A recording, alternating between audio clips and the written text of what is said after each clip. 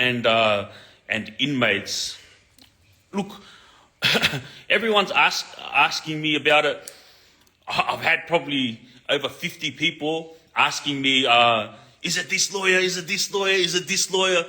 And like these stories, it's going to be told, and on a level where I don't want these lawyers to lose their job. So obviously, like I'm not going to out them in that type of way.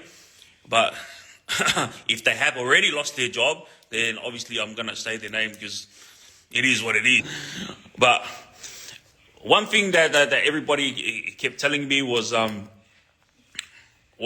lawyers that are heavily involved with the underworld gangsters. Yeah, look, I'm going to tell you guys straight.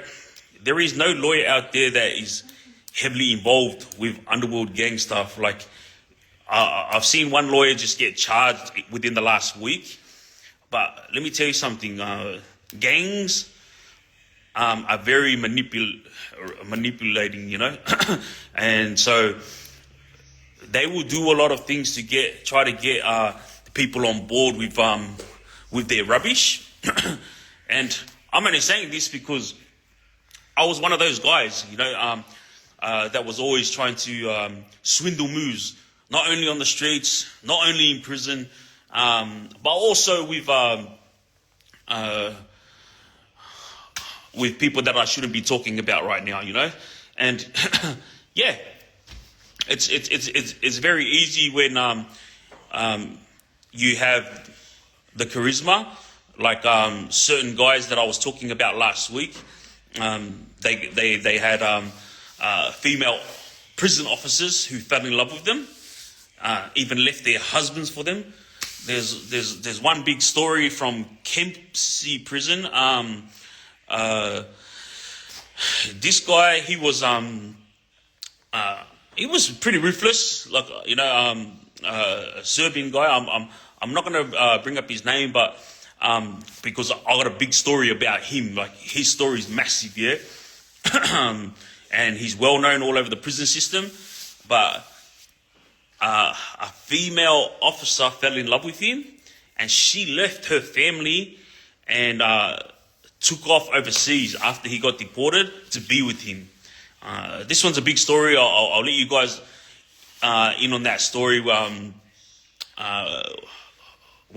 I deem it suitable, because I don't want to talk too much about this man, because he's someone that was very feared but also very hated.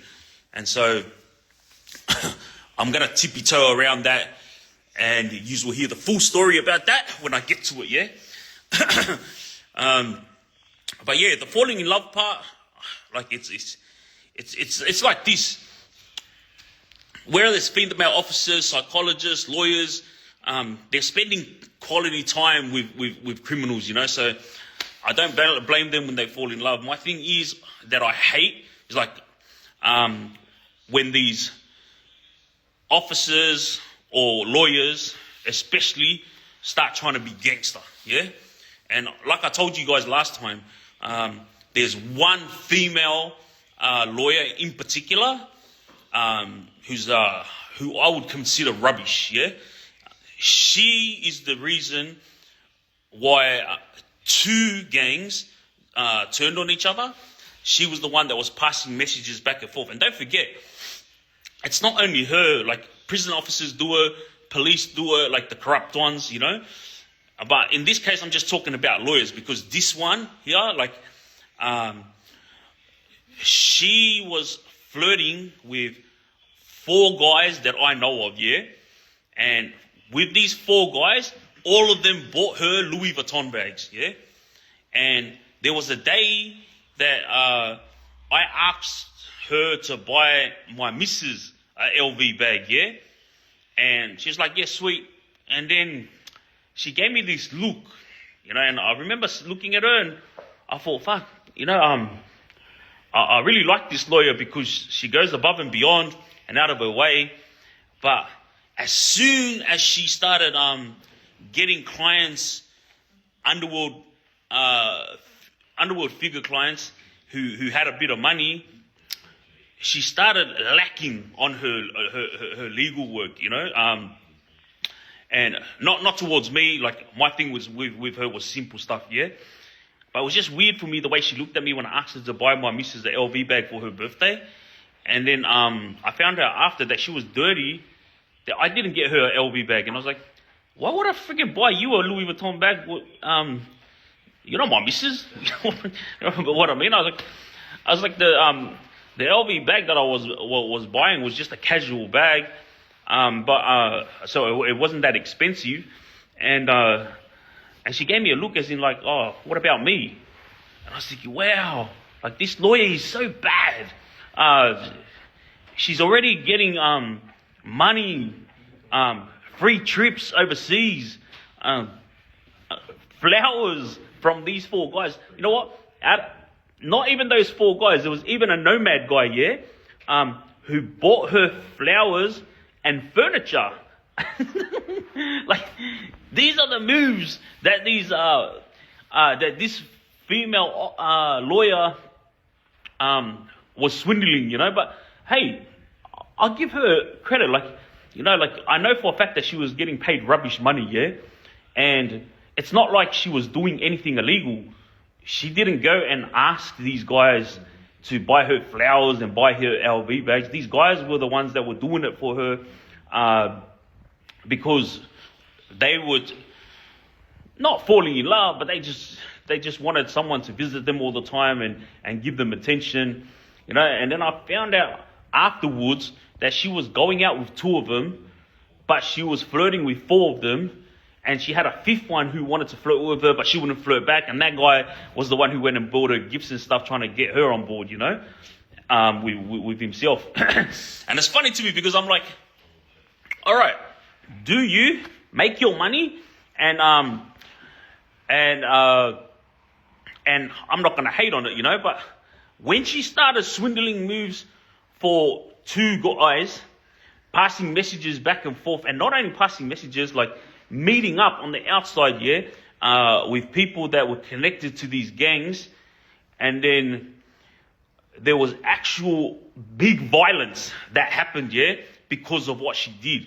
And so now this female lawyer has got 2 gangs that don't like her very much.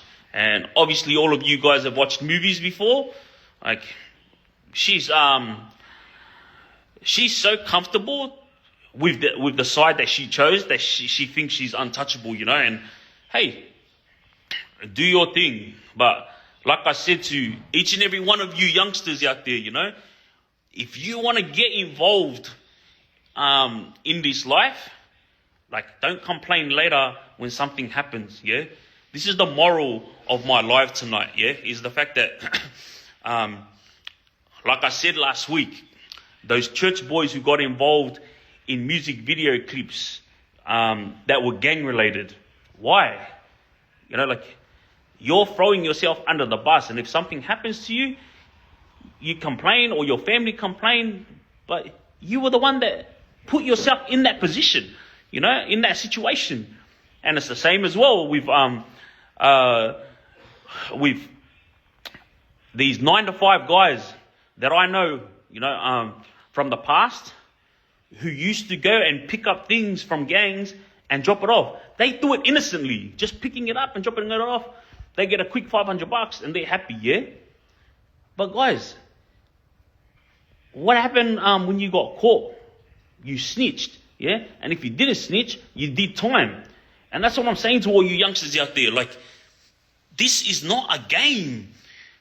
Oh, if you get yourself involved, it doesn't matter if you're a 9-to-5 guy. Like, once your name is known, that's it. You're now a part of it, whether you like it or not, I was up here in the mountains in the middle of nowhere, and I was talking to a lot of families and a lot of kids. And did you know that the violence, it's escalating in Australia? Like Australia is going to end up turning into America real soon if we keep going the way we're going, yeah?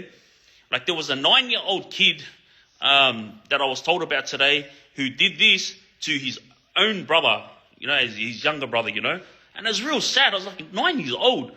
And when I was getting told this story, this kid walked past me with a plate of food, like with a big smile on his face, like nothing happened yesterday. You know what I mean? And it was because he was watching these rap videos and he wants to be like his uncles who have been in prison, but he doesn't understand, like he just thinks it's cool. And like I said yesterday, like straight out, being a gangster is not cool. But I lived the life, and that's why I'm out here spreading my story, because I'm here, like I survived it, but it doesn't matter whether I survived it or not. Like the mental health, the issues that not on myself, that I have caused my loved ones, like their mental health was caused by me and my shenanigans, everything that I did throughout my life, and you innocent 9-to-5 guys out there, like you're not understanding, like get it through your thick head.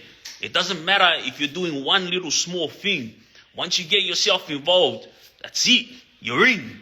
There's no turning back. There's no, oh no, I'm not with that gang. I was just dropping off stuff for them. No. Do you know how many people on the streets that have been knocked because other gangs assumed they were in that gang, like their opposition, but they had no part of it. Like I'll give you a good example. You remember the Hemsy father and the Hemsy son that got knocked? Like they had nothing to do with the drama. Their last name was Hemsy. Yeah, the son was running amok, you know what I mean? But what happened to that father and son? Like, like it was sad, but even though a lot of people said the son was on the other side, like I want you to understand this. I was with Bass Hemsy, yeah? Bass Hemsy told me, he goes, I do not know that Hemsy father and son from a bar of soap, and they are not related to us. So from what he explained to me, Bass Hemsy, is that this last name Hemsy, it's common, but they're not family. So all right, the news said the young Hemsy kid was involved in doing these ones, yeah, and that's the reason why maybe he got and his father ended up in the wrong place as well. But let me tell you something. This is what I don't understand, yeah. To the family of this Hemsy father and son who are watching my live, and if they're not watching my live, obviously they're going to end up getting it because I'm talking about it, yeah? Why are you guys sitting there believing that your son was involved in stuff? Remember this, yeah? There is no evidence showing your son was involved in anything. There is no evidence showing that your son was a part of an organized criminal syndicate. There is no evidence whatsoever that your son had issues with another crew. All there is chatter. So there's this thing in the underworld world, they call it dry snitching. So the simplest way I can explain it is something that was happening to me in the past, yeah? So about 8 years ago, when I was on the streets doing what I do best with my guys, there was nationalities that I'm not going to speak of right now who were on the phone saying, hey, did you hear about long hair?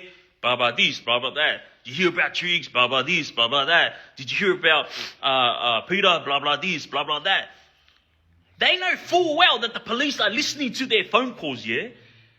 And they're outing my name on the phone, knowing full well that they're under surveillance and their phones are bugged. This is what you call dry snitching, all right? So when I'm getting hammered by the police, getting my car getting searched, my family's house is getting raided, even people that I love who are considered friends, their place is getting hit because of me, yeah? And it was because of these people who were dry snitching. And gangsters from back in my time were real, yeah? They were straight shooters in the sense that there was no what's called rubbish. So back in the early 90s, when King's Cross was booming and banging, yeah, I said it straight to these old school boys, yeah. Okay, your era is the era of a bunch of friggin' dogs, you know, and for all of yous around the world that don't know this, the word dog in Australia is the worst thing that you could say to someone, you know.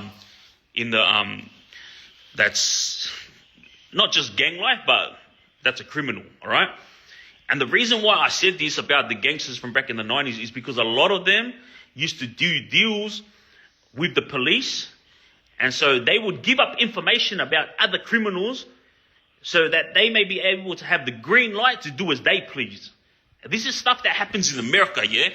A lot of two-faced stuff. And by the time I came up, there was none of that happening. Everyone was straight gangster. And there was none of this dry snitching going on. And as time gone by, it's all started up, and it's beyond me. Like, so many boys are getting arrested for things they haven't done because these guys are intentionally doing this, making these phone calls with the hope that police are listening in so that they can go raid that house, and then hopefully they find something in there. So I'm going to give you another example, yeah? Feuding gangs, right? They're all going to be watching their back, because when they're watching their back, the only thing that they're going to worry about is the police catching them with something, all right? They're not worried about each other, because both gangs, or whichever gangs that are feuding, they're ready to go, ready to ride, ready to rock, yeah? But if they get caught with a gag, or if they get caught slipping, they're going to get arrested and get locked up, and then that's one man down for that crew, yeah? So when they're in and amongst all these stuff, they got to watch out for police, number one, and then they got to watch out for their ops, yeah? And so what they've been doing in the last 5 to 6 years is they've been sending discreet messages to the police with the hope that police will hit their house and find them with something. So if a member from that crew gets locked up, they're cheering this side, because now they're one man down and we've got an upper hand. I'm just explaining this to you guys because a lot of you out there who are watching my lives, you think that gang life is all about this, and gang life is all about stuff that you watch on movies, yeah? Trust me, guys, it's much, much more deeper. Hence, all the intel that police gather and arrest guys for, you know? Because it's real life. This is real life. This is not movies. Like, when you watch movies, it seems like how do I put it?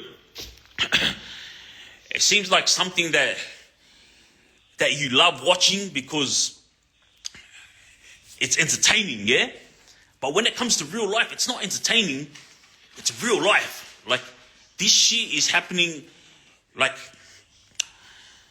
on another level, all right? When you watch movies, it's like, oh, that's hectic, you know? But when it's happening in real life, you freaking gotta be careful, because you're on your toes.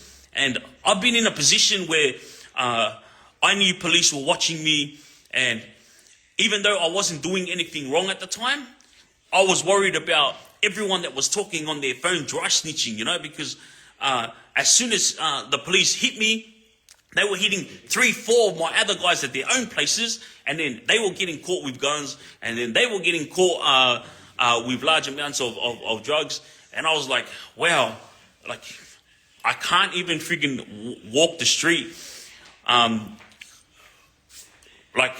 because I have these people who are hating on me so much that they will speak about my name. And they're not speaking about my name because they're hating on me. They're speaking about my name and the things that I'm doing because they know that if I am out of the picture, then I will no longer protect the innocent people that I have been protecting. So if you guys don't know this, throughout half of my gang-related life, I've taken care of a lot of businesses, yeah? And a lot of gangs that have come and gone who have tried to stand over big businesses, my team and I, we step in and get involved. But we only step in and get involved if they have the paperwork to show that it's legitimate problem, legitimate debt collect. Like we will not turn up to anyone and try to stand over them. Pretty much, we just mediate the situation. And so, moving along from that, we're gonna move on to a guy named Bill Hemsy. Yeah. When I met him inside prison, he was a gentleman towards me. He actually ran amok, but this guy was like, now that for those of you who don't know, one of the biggest hits in New South Wales, like one of the biggest murders that occurred in New South Wales was Bill Hemsy's one. He got hit in the city, and the city. Like city area is what's called heavy with cameras, So when I saw this on the news, I was like shocked. I was like, wow, gangs these days just don't care, They're willing to go on with it, no matter where it is, no matter how many cameras there are, yeah. And there was a lot of chatter that the girl that was with Bill Hemsy was the one that set him up. But obviously, all of you guys saw on the news, she was very upset, and I'm not going to say anything like all the chatter in the underworld. I'm going to leave that there about that situation. All I'm going to say is this, yeah? There was an islander that I was with in segregation at Silverwater, all right? And a certain gang offered him $40,000 to do this, like, how do I put it? To abstay him once he gets to Bill Hemsy's pod. So he was going to get paid $40,000 just to do those ones to him when he got there, yeah? But when he arrived there, Bill was the one running the mobile phones and the drugs. And for all of you who haven't opened up your ears and listened to what I've been saying, Bill Hemsy has died. And so now when I speak of what I speak of, it's only because the Shabab is no longer with us, So this guy, he was a money maker in prison. So he was running everything in his pod, had the drugs coming in, the mobile phones coming in. And so when this islander ended up in his pod, Bill immediately took him into his room and gave him what he needed and wanted. And then this islander, he's very heavy on the drugs. He was happy. He's got everything, And then he immediately forgot about the $40K that was offered to him. And then the other team who offered him that money found out that he was kicking back with Bill. They got a bit dirty, yeah? And this is what I'm going to say. To all you youngsters out there, listen to this story, yeah? This islander got out and Bill Hemsy looked after him. Not only in the pod, but when he got out as well, yeah? And when Bill was taking care of him, he was also taken care of in the same week that he was catching up with this islander. All right. Everybody knows this situation. The police even know about this, but they can't charge the islander guy because he had nothing to do with it. All right. But this is the point of what I'm saying. This is how two-faced this fucking world is. You know? To all you youngsters out there that are doing these gang signs and thinking you're cool, this is what you're going to get yourself into, yeah? Like, this two-faced world. So, everyone was blaming the girl for setting up Bill. Like, I'll tell you straight. Even Bill Hemsy told me the same thing. He was blaming the girl as well, you know? But I know a girl who was friends with that girl that was with Bill Hemsy at that night, and she was telling me that that female was very distraught when Bill got shot, you know? And she's very sincere, and apparently, like, she had nothing to do with it whatsoever, you know? She was just in the wrong place at the wrong time. And these assumptions that are coming from all the gangs that are close with the Hemsys, like, bro, I don't blame them. The guy's going out with this girl, and then all of a sudden, they know where he's at, you know? And like I told you, gangs are crazy these days. They don't care, you know? But see how it worked out? Like, this islander was offered 40K. He ended up in that pod. Bill Hemsy took care of him. He got outside, but he was still in touch with the other crew. Remember the crew who offered him 40K? Yeah? And I'm not saying anything. I'm not saying this islander set him up or anything. I'm not saying that. But all I'm saying is, like, why would you, all I'm saying to all you youngsters out there, why would you want to be involved in this type of life when you're facing two-faced people like this on a daily basis? You know, when you're living this life, it's not a one-off thing. Trust me, I've been there and I've done it. And like those who I took under my wing and took care of them, I considered them close younger brothers, yeah. And these are the ones that turned, all right. And so when I'm telling this story, I'm not trying to belittle anyone, yeah. All I'm trying to say is this the life that you're choosing to live? Seriously, this is what you talk about when you rap. This is what you talk about when you're getting high. This is what you talk about when you're in a group, yeah? Like all these gang-related stuff. But you're not knowing exactly what happens, like when you're really deep into it, yeah? Everyone's trying to swindle moves. Everyone's trying to be the king of the yard in prison. That's exactly what the screw said to me at Goldman Correctional Center when the shit broke out with me and those younger boys in 2016. He goes, I guess vaiusu, they just wanted to be the king of the yard, you know? And I was like, I said it to the screw. I said it to him. I go, man, I'm no king of the yard. Bro, if they want to be king of the yard, they can have the yard. I'm going home to my family. I go, F the yard. and that's what made me laugh, you know, because when I heard that their goal was to become EHS like myself, extreme high security, and their goal was to reach Supermax, so they are known as Supermax gangsters. Let me tell you something about myself. I know all of you guys watch me on my lives, and I might talk about heavy stuff, but let me tell you something that you probably wouldn't expect. I was the only person in Supermax that was calling the official visitor and calling the ombudsman, trying to get out of Supermax and trying to get off EHS. Yeah? Because I was placed in there for no reason. And I didn't care about having a reputation of being extreme high security. I didn't care about having this crown on my head as being Mr. Gangster in Supermax. No. I wanted to get the F out of there. So I was writing application forms trying to get out of there. I was ringing the official visitor, calling the ombudsman, complaining that I was being housed in Supermax unjustly. You know, like they plucked me out of the main and chucked me straight into Supermax. Right now, I'm taking it to court. Yeah, like there's a lot of legalities around it, but inhumane is one of the biggest things that that I'll be bringing up when I take it to trial. But let's get back to Bill Hemsy. Yeah, like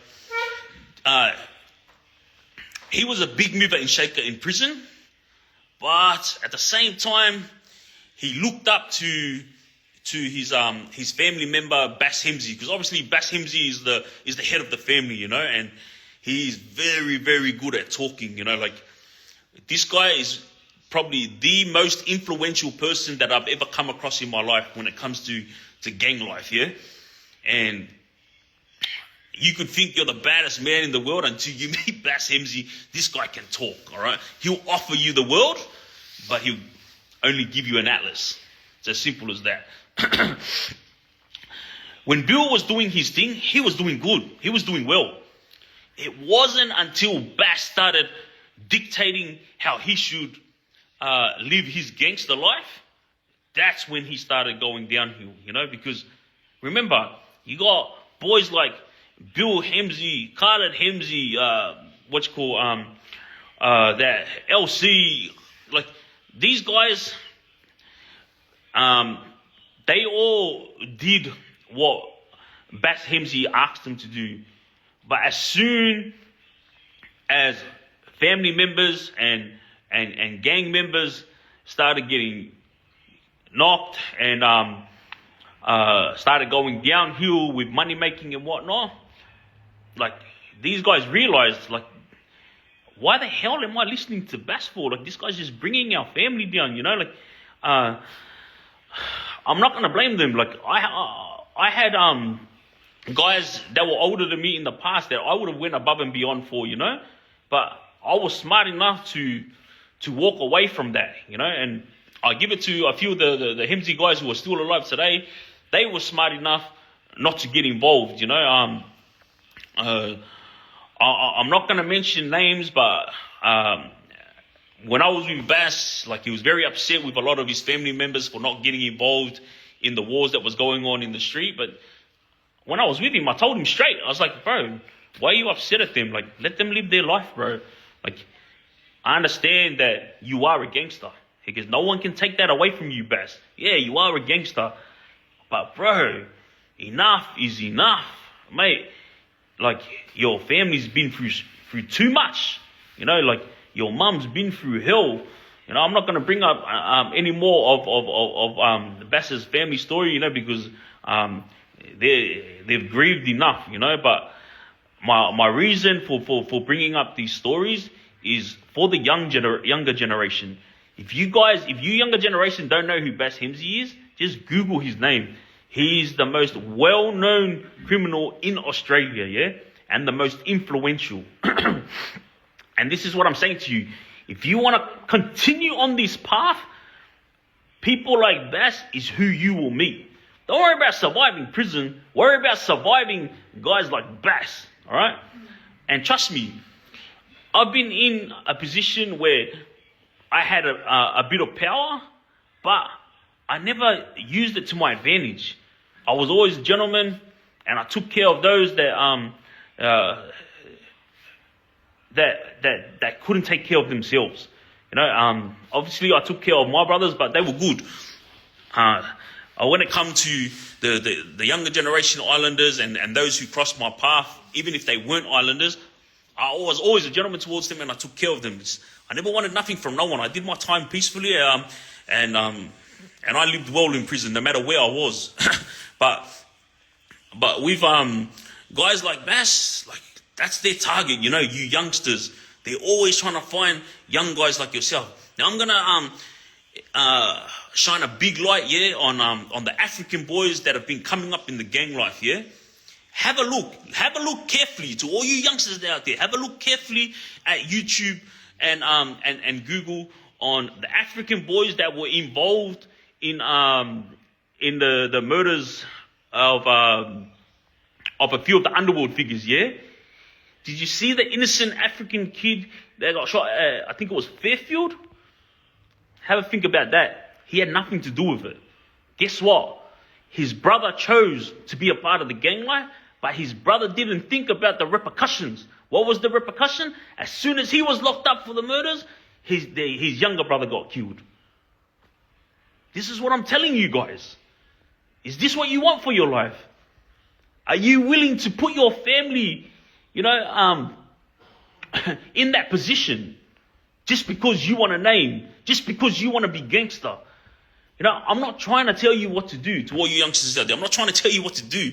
I'm just shining a light on all this shit you're going to be going through if you choose to be a gangster. All right? I understand. Yeah. You're a tough guy. I understand that you got a solid crew right now. But once you end up in prison, you're going to see for yourself how they disappear one by one. And you're going to be left in your cell, doing laps back and forth, thinking to yourself, why the hell did I do what I did? Trust me, I know, because I was doing this myself. I was like, wow, what an idiot. Why did I get myself involved in that? But you know what? I took responsibility. I looked at myself in the mirror and I was like, you chose this life. It is what it is. So with Bill, there was a lot of issues with him inside prison because straight out, Bill was a gangster. He went on with it. And he went hard for Bass. Bass was the head of the family. So Bill Hemsy obviously went hard for him. And when Bill's brother was murdered, Majid Hemsy, the first thing that happened at Goulburn, Bill Hemsy came down into the Muslim yard along with all the other Muslim boys, and straight away he attacked one of the Almadine boys, and a fight broke out. And no one was hurt. They knew it was going to happen because all over the news the night before was Majid Hemsy's murder, and then straight away in the morning, boom, Bill Hemsy threw the first punch, and then it was on from there. And obviously all the Muslim brothers stepped in and tried to separate them, and then correctional officers got involved and moved the Almadine to another prison and left Bill where he was. And then this was the tension inside prison now, where they separated the Almadine family from the Hemsy family. All right. And this is where I'm getting at again. Is this the life that you guys want to live? Bill was a gangster, and Bill did what he needed to do for his family. But guess what? He suffered the consequences. He didn't know he was going to get killed. He thought he could survive it, and all he thought about was revenge when his family members were going down. And I know this because he was saying it to my closest brothers, what he was going to do, what he was about, and yeah, he didn't ever get an opportunity to get his revenge because he got before he could even make any plans, And that's what I'm saying to you guys. I don't want to be sitting here and you guys are wondering, what's triggz talking about? You are trying to tell us how we need to live our life. Please, guys, get it through your thick heads. I'm not trying to tell you how to live your life. I'm not even trying to be a role model. Get that through your head. All I'm trying to say is listen to these stories because I was in and amongst all this stuff, and I was a part of this stuff. Anything that I talk about, it's only because I was there at the time, or I was involved in it, or I was in and amongst it, and that's why I bring up these stories, because I want you guys to learn from it, because this is real life gang stuff. This is not a movie. This is real life gang stuff. All right, I'm going to tell you guys another two-faced story. All right, that masi rooc that all you youngsters think is real, the one who made the song Who's Real? Listen to this. All right. In Supermax, Talal Almadine is on one side of Supermax, and that masi flop was on the other side of Supermax, yeah? Now remember, when the song Who's Real came out, that hooligan Gronk, he was very close to a huncho, all right? And I don't have no issue with anyone's that's friends with that hooligan or that masi, but I don't care. Like, I've got my own friends who's close with them as well, but I don't tie them down and make them kick them to the curb. Nah, look, my thing is, do you? I know I keep them at arm's length, but my point is, if that masi and that hooligan are kicking it with the Elmadines, then you would expect them to be loyal to the Elmadines, right? True or not true? That's how it's supposed to be. It's gang life, all right? But guess what? While I was in prison, I ended up in Supermax, I ended up next to Talal Elmadine, all right? So it was me, Talal Elmadine, and Sierra Munchazara. On the other side, there was that masi, and he was calling that a huncho like pretty much every week, But behind the Elmadine's back, nobody knew that he had started speaking to Bass Hemsy. There we go, to all you youngsters out there. That's what you call two-face, all right? Because he's supposed to be loyal to the Elmadines, right? But behind their back, he was creating a commission with the Hemsys. Yeah, that's what he was doing. He was creating a relationship with Bass Hemsy, and Bass Hemsy was giving him access to his network overseas. And look, this is nothing illegal. They're allowed to do that. That's the reason why I'm saying it. But I was there and I know what they were doing, because I paid two boys $500 each. And remember, this is gang life. So you got to be in the know and you got to know what to do. I paid two inmates $500 each to listen in to all the conversations that Masi was having in his side, all right? So I was getting all the inside information. This is what I'm talking about. Being a gangbanger is not about having these and doing these. I've told you time and time again, it's very, very easy to go and pull a trigger. It's very, very easy to be crazy. But you know what's hard? Is to be humble, all right? But these are the moves that I'm telling you that you guys don't know about, all right? You have to know how to work your way around when it comes to living gang life. And that Masi, he didn't know. He thought he was the man. He thought he knew what gang life was about. Motherfucker, bro. You're a church boy. Go back to church, you little pussy. That's all I gotta say. Like, that Masi, he was no gangster, all right? He came in for robbing someone with his wallet, and then he met someone who was an actual hardcore gangster, and his name was Junior Tokatuki. This guy was the same age as him. Junior was the one who taught him how to be a gangster and how to be bad. The worst thing that Masi did was touch drugs, all right? Because he never touched drugs. When I first met him, he was just a typical islander, got drunk, hit someone, took his wallet, And then all of a sudden, he wanted to be Mr. Gangster, But if I told you to find something on Masi, and you guys were sitting there thinking, nah, no way. Right, I'm telling you guys right now. The next time you guys see Masi come home, just have a look at his forearms and the front of his arm.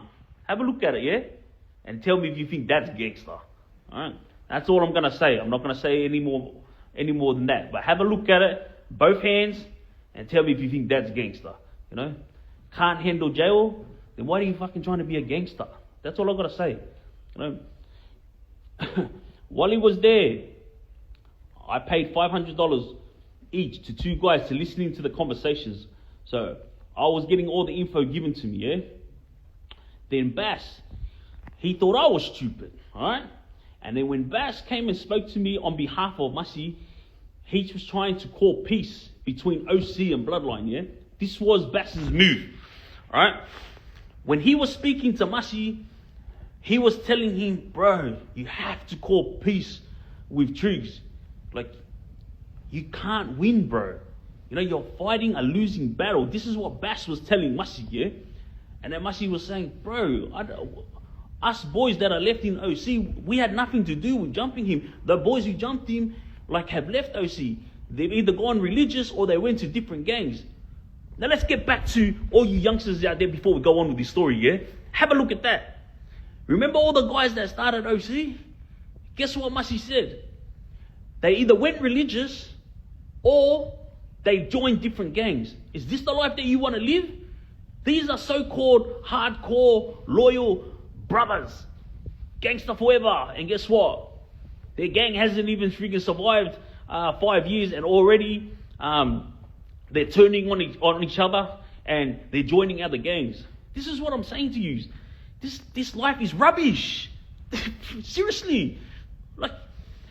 The guys who started all this drama, who started all this freaking bloodline OC drama, they're all trying to play either religious now or they join different gangs. So all this hype about these islander gangs who are running ruthless and running wild inside prison, it all started from these freaking fools like Frenny and that, and now they got the nerve to leave their friends with it and say, oh yeah, I choose God. Why do you choose God? Is it because you fear God, or because you fear the gang that you thought you took control of? You didn't take control of us, You thought you did. And then once you were deep into that hole, you realized, oh shit, I made a mistake. I'm going to go religious now. And guess what he did? Everyone that joined his gang, before he became religious, are now all stuck in that hole. Yeah, he may have climbed out because he became religious, and a lot of the boys accept that, yeah? Yeah, you've left the life. What about all these guys that are left inside this hole? What about all these guys that have been hurt because of you, because of the gang you started, because of the move that you made in 2016 when you were high on drugs? Yet you get on social media with this narrative claiming that you were bullied, claiming that, that you were the one that was suffering inside prison because of the older boys. Yet, when all these guys that have come and gone, who have gotten hurt, are hiding and not speaking up, they're sitting at home right now watching my live, and they're like, bro, what the fuck? Freaking triggz is right. This guy started it. We took the ball up and we got hurt. And he's on TV being a cool guy, and making a name for himself because he's become religious, and he's forgotten about all the shit that he left behind. You know what I mean? This is why I always say, I have nothing against Franny becoming religious. I've always said, good on ya. But if you're going to be Mr. Religious, then tell the truth about what happened in the past. You know what Moses To'o did when he became religious? To lose his reputation, he stepped into the ring with one of the Kuri boys and he let himself get dropped 3 times.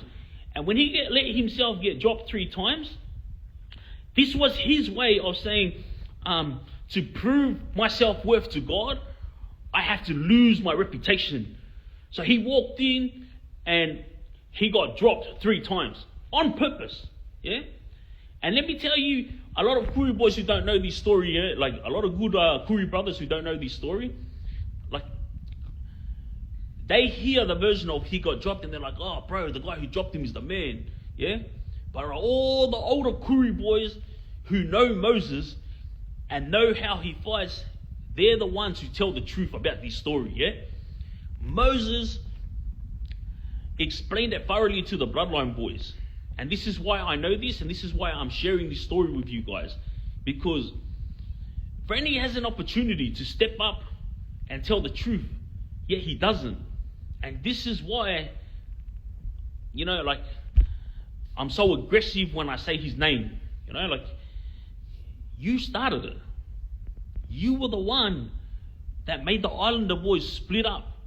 I was the one who brought everyone together, and I was the one who gave the younger boys a sense of peace by stopping the older boys from stomping them every week for their buyout. making them buy cigarettes and whatnot. I stopped all that. I stopped all of the shit where you were selling your shoes and selling your CD players. I stopped that because I was sick and tired of watching the Muslim brothers live like kings because you guys were selling all your shoes and your food to them for drugs. Leave that behind. Let's get back to friggin' Mr. Masi Rookie, the fucking gangster, alright? Bill Hemsy comes to me and he explains. Hang on. Oh, it's come back. That's good. Alright. Sorry guys. Well, I don't know how to use social media, so I always have to call my team when something happens to my phone. But yeah. Let me go back to Bass, yeah? Like hang on. What did you say? Just give your screen a tap every 10, 15 minutes, just to let Instagram know that you're active. It's not a robot. All right, let's get back to it. So, when Bass came to me and he told me this, told me that he wanted me to forgive Masi and the OC boys because they weren't a part of the situation that happened in 2016. I turned around to Bass and I said, you said it yourself. They weren't a part of what happened in 2016, yet Masi got outside and he made out like he was a part of it. Like he was not even there, yeah, but he was telling everyone he was there and that he was the one that caught the shot. And I said to him, look, I never had a problem with Masi. I never had a problem with Hooligan, yeah? These two guys were the ones that went and made a video clip called Who's Real that blew up to 300,000 views, yeah, about me, and then all of a sudden they're trying to say that, nah, it was about JM from 1-4, but, like I told you all before, the guy with the hat and the long hair, that's what I look like inside prison, yeah? So, when Bass was trying to swindle that move to try to get me and OC to call peace, yeah, Bass thought I was stupid. This is what I always laugh about. It's like, Islanders are known for being security guards, bouncers, 9-to-5 workers, and if they're living the gang life, they're only known as frontline soldiers, not money makers, yeah? So he considered me the typical dumb Islander. Yeah, he can fight, but he can't use his brains. All right, this is the way Bass is. Like, he talks so highly of himself that you would think the bloke is up himself, But hey, it's not just him. There's a lot of criminals like him, But moving along, Bass didn't realize that I'm not a little kid that didn't learn from his mistakes. I'm not the dumb Islander that came from the streets and all he does is use his fists. Bass didn't realize I've also got a brain, all right? So when Bass was making this move, yeah, to try to call peace between OC and Bloodline, and he was trying to create a commission with that Masi Rooc, he didn't realize that I understood what he wanted to do was bring Bloodline and OC together, and then he would jump on board with us, which is what he said to me. Then the Hemsys would come on board, yeah, and then we would take over the Australian Underwood. This is his thinking, yeah. But I said it to myself while I was sitting into the room. This guy's family was getting slaughtered on the streets, Like, obviously you guys know that they were at war with the Elmendings, and he had lost a lot of friends and a lot of family members already, yeah. And the only way that Bass could get revenge was by getting Bloodline and OC under his wing. He tried. I'll give it to him. He tried.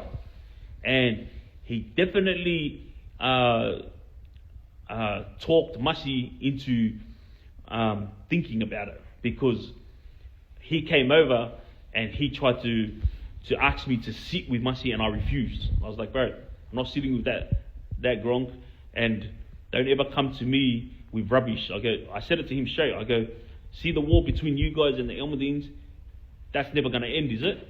And he was like, nah. And I said, so why are you coming to talk to me about rubbish? And I said, bro, do you and I'll do me. But Bass didn't realise that I'm an islander that doesn't just use this. I use this as well, you know? And this is what I'm saying to youngsters. Like, this is what you are going to be going through if you decide to keep going down this road, yeah? You're going to bump into guys like Bass and me.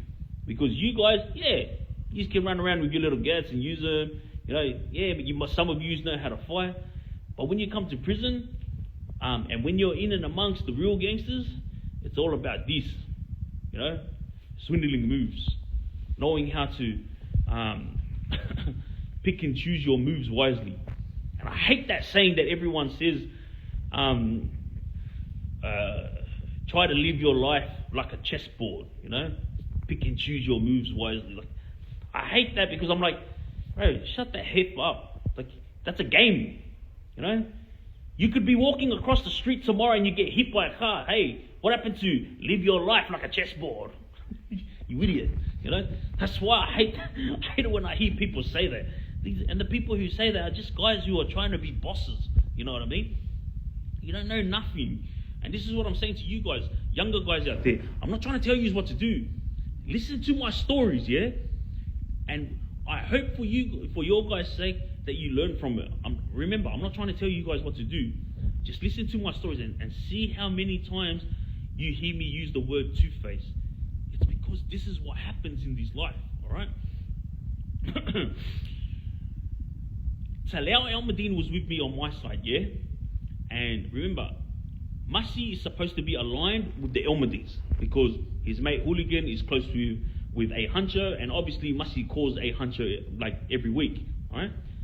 I'm sitting with Talal Almadine, and then he sends me a letter, yeah? And in this letter, he wrote, bro, did you know that Masi is mixing with Bass? And I was like, yeah, I did, but I thought you knew. And he was like, nah, bro, I didn't know. And I was like, so what's good? He was like, brother, he goes, he's supposed to be close to my family. I didn't know that he was mixing with Bass, you know, like, I don't know what the fuck that goal is. He goes, Pete, I'm not a gangster. Like, I'm a religious man now, you know, but a hunter is my family. He takes care of him. He puts money in his account, you know, like my brother, him and all the people that's protecting hooliganhefs and masi, like, they're only doing it because of a hunter, you know what I mean? A hunter is the one that's close with them. Right? And then Talal was saying to me, like, I'm not trying to be involved in this gang rubbish because I'm religious, you know, but if someone has the issue with my family, then yeah, like, I'm gonna take the ball up. But as for gang rubbish, I don't want nothing to do with it. So when I'm hearing that Masi is like aligned with my family, I'm like, cool. And then Talal was like, but then I'm hearing the next day, this guy's been mixing with friggin' Bass, you know, for the last couple of weeks. And then this is where the two-face card came in, all right? Every single person in Supermax started talking about it. Bro, what the fuck? You hear about Talal? He's dirty at Masi because of 1, 2, 3. You know, he's mixing with Bass. And Talal's like such a gentleman that he was, when Masi would yell out to him hello and start talking to him, he would just say hello back. Because remember, Talal's religious, you know, he's not gang related, so he always said hello back. But deep down, he was cut, all right? I'm not going to let you guys in on conversations that happened afterwards, but just put it this way. All the Almadines were now in the know that Masi was two-faced, and Talal was the one who pushed for them to stay away from him. Everyone kept their distance, but A. Huncho is close with Hooligan, and that's their relationship. When it comes to that Masi bloke, there were some funny things that happened which I'm not going to explain because I don't want to talk shit because I didn't see it with my eyes. I just heard about this shit that happened after the Almadine boys put their foot down. but I'm not gonna fucking talk about it because I didn't see it with my eyes. Like I said to you guys, I don't talk about shit that I don't see and that I'm not 110% about, you know. So it was just a rumor, so I'm not gonna freaking out it, yeah. I'm gonna let those things die right here and right now. But yeah, this life, guys, to all you youngsters out there, it's not the life to live, you know. Like there's a story that I'm going to be telling that's coming up next. It's a pretty heavy story, yeah, and it's not only educational for the younger generation, but it's also educational for the parents, you know. Like I was saying today when